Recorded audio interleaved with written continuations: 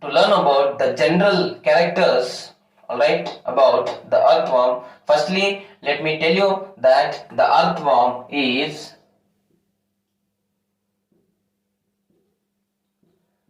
reddish brown invertebrate organism. We generally refer it to as annelid. Reddish brown annelid, or we can say this to as the terrestrial invertebrate worm.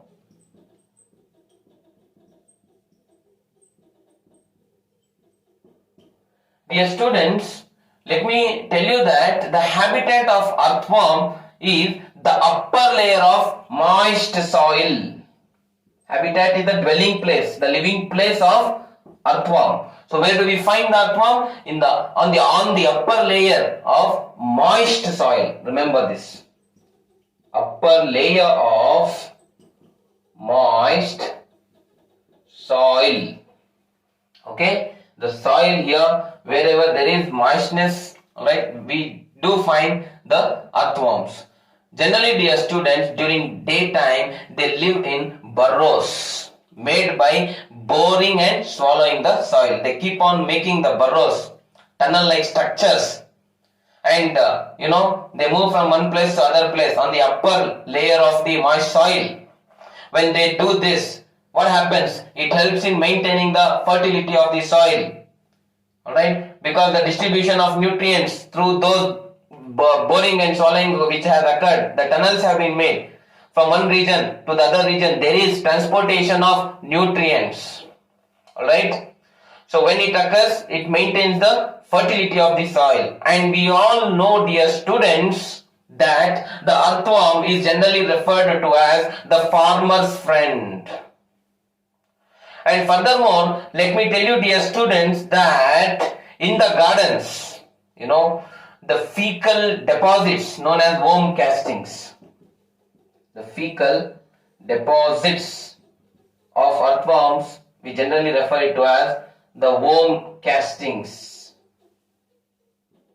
Alright, are important, or it is useful for tracing them. Alright, to know their location, where they might be, generally in the garden or any other place. If we are generally looking for the earthworms, their worm castings, by knowing these fecal deposits, definitely we can know easily where they are dwelling more. Alright.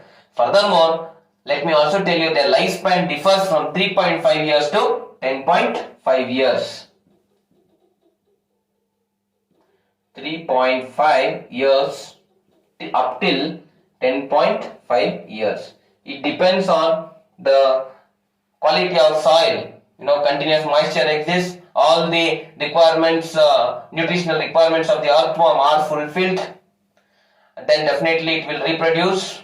It will have all its metabolic and physiological activities in a very fine manner. Definitely it can survive for very long periods. That's what maximum is 10.5 years, minimum is 3.5 years, or it can live in between these years. So generally this is the lifespan of earthworm, dear friends. And further, let me tell you, the earthworm do not have any larva. They don't have any, or they don't produce any larva. Alright. So these are some general aspects which we need to consider before moving on to the morphology. Okay. The earthworm is reddish brown terrestrial invertebrate, or terrestrial annelid also you can refer.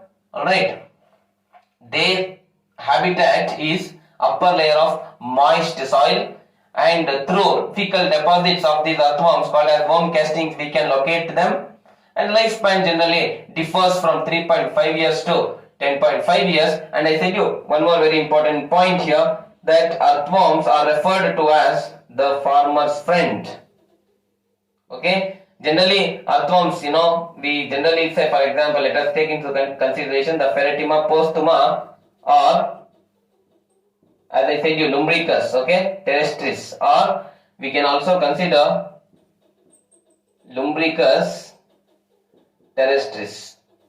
Very commonly they are found in most of the places, dear students. Next, moving on to the morphology of earthworm. Okay, so we are going to see how their external characters look like, how the external appearance of the earthworm is. Already I have told you they are reddish brown in color, alright, and most importantly, see their body is long as you can observe here, okay, and it is cylindrical in shape, okay, and it is narrow. Remember 3 points, that the body is long, okay, cylindrical in shape and narrow. The body does not have from inside, more of space, alright. So it is very narrow. It is, when compared to the other worms, alright, it is very much narrow. And further, the body here is divided into, more than 100 segments. These segments, as we can find here, are referred to as metameres. We call that as metameres. More than 100 segments can be present, dear students. And I have represented here the dorsal view and the ventral view. When we consider generally the dorsal surface, there is clear, mid-dorsal line which we can observe here. Can you see this line passing here? Alright. So that's I am representing the mid-dorsal line here. So this mid-dorsal line indicates the blood vessel. See, this mid-dorsal line, it is indicating the blood vessel, dear students. Okay. And furthermore, let me tell you, when we take into consideration the ventral surface, we can find the presence of the genital openings or pores, as you can find, okay, here, see, we have the genital opening which can be seen through the ventral view, not the dorsal. We can find it through the ventral view, alright, that is the genital pores. We'll discuss about that. Dear students, now let me tell you that the anterior end, when we consider the anterior end of this earthworm, alright, the top end of this earthworm, when we consider the mouth and the prostomium can be seen here, alright. See, what is prostomium here? Let me tell you. See, it is a lobe. What it is? It is a lobe that serves as the covering for mouth, okay. It covers the mouth, dear students. It is generally the covering. It is generally not considered as a segment. The lobe which covers the mouth of earthworm is called prostomium. Alright. And immediately, inside the prostomium, what we have? The mouth. Dear students, the first segment is called as the peristomium. This is the peristomium, which is referred to as the first segment. Alright, or we can also refer this to as buccal segment, dear students. Alright, it is just present below the mouth. Alright, then this is the first segment. Alright, then at the last we can find the anal segment, or we can say also as the last segment. Anus is present in the last segment, dear students. Let me repeat. Firstly, we find prostomium, which is the covering of the mouth, okay, and secondly we have the first segment, right. So that first segment is also called as the buccal segment. I have told you more than 100 segments are present in the body. This is a segmented worm. So their body is divided into segments. I said the segments are also referred to as metameres. Alright, after the first segment, peristomium, at the end, the tip of the posterior end, we can find the last segment, or we can also call that as the anal segment. Dear student, the skin here is moist, slimy and glandular. It has glands, alright, through which secretions it is moist and very slimy in nature. Alright. Furthermore, let me tell you, dear students, that in mature worm, when you consider the 14th, 15th and the 16th segment, see, let us say the 14th, this segment and this segment. 14th, 15th and the 16th segment, alright, of what we are considering here? The mature earthworm. Right? We consider generally it will have an important structure, right, called as clitellum. We call it as clitellum. Why? What is this? First of all, let me tell you. It is a prominent dark band of glandular tissue. So glandular tissue, at that region we can find the dark, it's a dark segmented region. We can identify the clitellum easily on the 14th, 15th and the 16th segment. So this cannot be seen in the baby worms. This can be seen in a mature worm. That's very important, dear students. And what is the role of clitellum? Clitellum secretes certain substances which is important for the formation of case. Alright? It secretes certain substances which is necessary for the formation of egg case. Remember, dear students. Okay? So this is the role of clitellum. And clitellum can be seen easily through the ventral view, the front body view. Alright?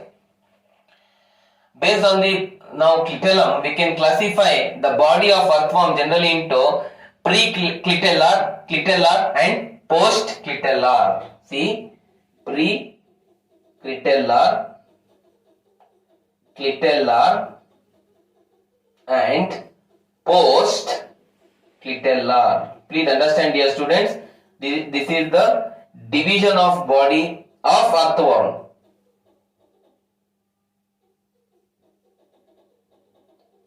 Alright. See, pre means we can know before. Pre here represents before. Before clitellum, the body which is present is called pre-clitellar, and the clitellum where it is present is the clitellar part of the body. Post-clitellar, after clitellum, all the segments which are present are the post-clitellar body segments. Alright. So this is how, taking into consideration the clitellum, the important glandular tissue which is present in the earthworm, we can divide it as such. Dear students, further, let us also understand that these organisms are hermaphrodites. Remember, I am using a term here that is hermaphrodite. What is this hermaphrodite? Hermaphrodites are nothing but the organisms which possess in them both the male and the female sex organs. Both male and the female sex organs are present here. This is the male and female sex organs are present, or gonads are present in these earthworms. Alright? That's why we call this as hermaphrodites. In simple terms, we can also refer it to as a bisexual organism. Bi means here two, both the sexes can be present in a single organism. That is why I am representing it with a term called bisexual organism. Furthermore, dear students, let us understand now. Okay, we can find here in the ventral view of the earthworm the male genital pore and the female genital pore. First, let us start with the female genital pore because it is present first. On the 14th segment, here on the 14th segment, you can find the female genital pore. Alright? That's one important aspect. And on the 18th segment, you can find the male genital pore. Male genital pore is present in the 18th segment. Female genital pore is present in the 14th segment. Alright? Which can be seen through the ventral view, dear students. Furthermore, let me tell you that numerous minute pores are present on the surface of this earthworm. Alright? The surface itself, we can find the distribution of the pores called as nephrediopores. Nephrediopores. Alright? These nephrediopores are, very well distributed throughout the body. And let me tell you one more important aspect. Except the first segment, the last segment and the clitellum. You leave the first segment, that is the peristomium, the last segment, that is the anal segment, and the clitellum, that is the 14th, 15th and the 16th segment. Only leaving these segments, all the other segments will have S-shaped Bristol-like structure called as setae. There is the presence of setae. Alright, dear students. Okay. That is, except the first, last and 14th, 15th, 16th you leave out. In all the other segments, the setae is present. The setae, the primary function of setae is locomotion. It helps in locomotion. Change of place of an organism is called locomotion, right? Yes, we can find locomotion through setae. Dear students, these setae are embedded in structures called epidermal pits. Where they are present here, epidermal pits. Alright, we can find it in epidermal pits, the structures, okay, these setae. Alright, so where we can find this? In middle of each segment, in the middle of each segment we can find this setae. Alright, fine. So except you leave out clitellum structures, alright, and the first and the last segment, all the other will have this setae, dear students. Okay, so these are few important aspects pertaining to the morphology